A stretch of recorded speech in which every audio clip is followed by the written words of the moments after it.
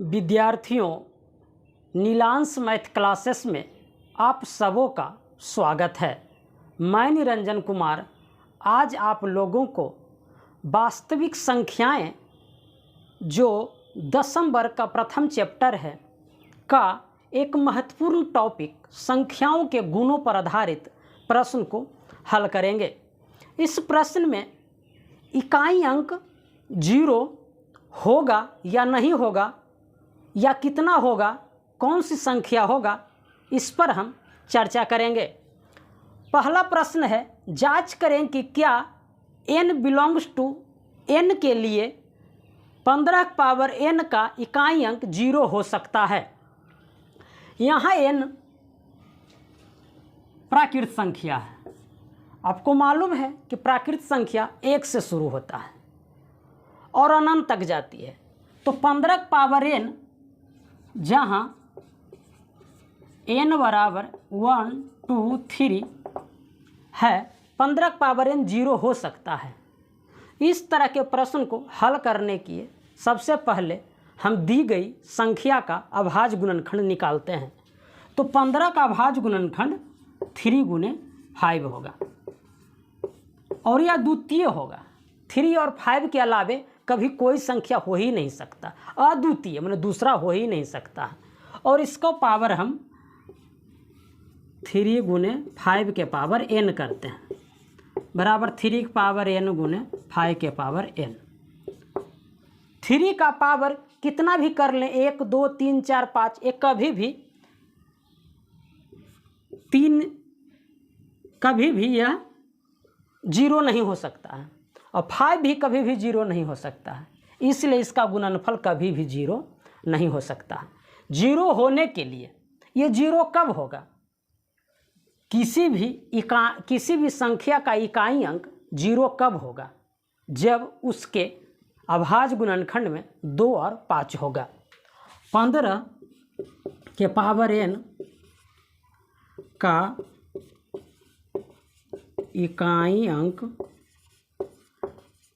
तभी 0 होगा जब दी हुई संख्या का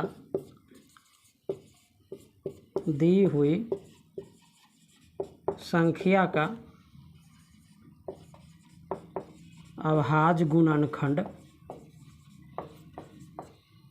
2 और 5 हो। 2 और 5 हो। अगर इसके अभाज्य गुणनखंड में 2 और 5 होगा तो इसका इकाई अंक 0 हो जाएगा। यदि अगर संख्या रहे 20 तो 20 का अभाज्य गुणनखंड कितना होगा? 2 गुने 2 गुने 5। तो इसमें 2 और 5 है, इसका मतलब इसका इकाई अंक, इसका पावर अगर हम n करेंगे तो इसका इकाई अंक 0 हो सकता है। लेकिन 15 में 2 और 5 नहीं है, इसलिए इसका इकाई अंक 0 नहीं होगा। 5 है लेकिन 2 नहीं, दोनों का होना जरूरी है। 5 का भी होना जरूरी है और 2 का भी होना जरूरी है, तभी इसका इकाई अंक 0 हो सकता है। तो इसका आंसर होगा नहीं। और इसका जांच भी हम लोग कर लिए। दूसरा प्रश्न है, 8 के पावर n, इसका इकाई अंक 5 हो सकता है। तो इसका भी हम लोग अभाज्य गुणनखंड करेंगे। तो 8 बराबर 2 गुने 2 गुने 2, 2 के पावर 3, तो 2 के पावर 3 के पावर n, तो 2 के पावर 3 के पावर n। तो 2 को कितना बार भी आप गुना कीजिएगा 5 नहीं आएगा। 2 दूना 4, 4 दूना 8, 8 दूना 16, 16 दूना 32, 32 दूना 64। 5 आने के लिए किसी भी संख्या का पावर का इकाई अंक 5 आने के लिए उसके गुणनखंड में 5 का होना जरूरी है, लेकिन 2 होना नहीं चाहिए। सिर्फ 5 हो तब हो सकता है।